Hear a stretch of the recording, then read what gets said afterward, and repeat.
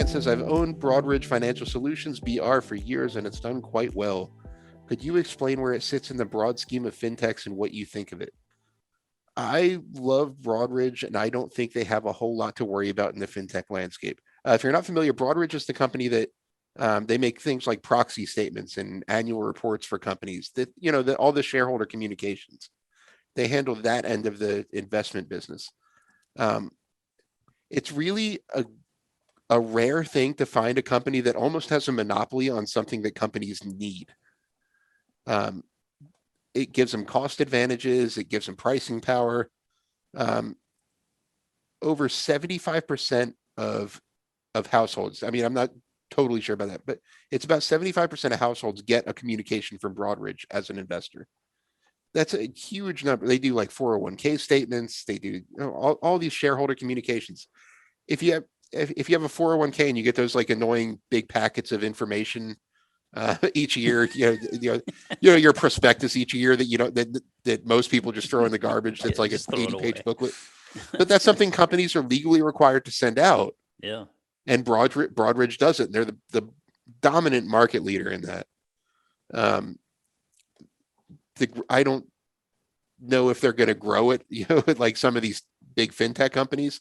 Yeah. They've handily outperformed the market for years. I don't see why that would stop, especially with how many people have come onto the market in the last year alone. It gives them just a whole big natural, target consumer base. How many millions of people do you think joined the market during COVID? It's a lot. Yeah. It was absolutely a lot. Everybody, so, no question. I'm a fan. I don't own the stock. I've dug deep into it a few times. I've written some of the premium write-ups on it. I'm a big fan.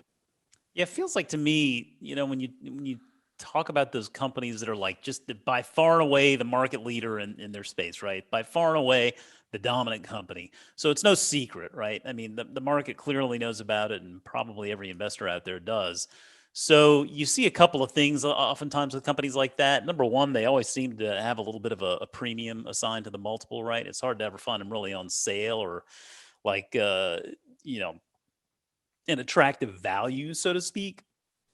But there are also businesses that, while they're kind of slow and steady, and I have said this before, it makes, the longer you own it, the more sense it makes, right? I mean, it's one of those ones. It's not a secret. It's not meant to be something that you uncovered that no one else knew about. It's just that it's an ideal investment for someone who's willing to exercise the patience in just being an owner of it for the next 10 years.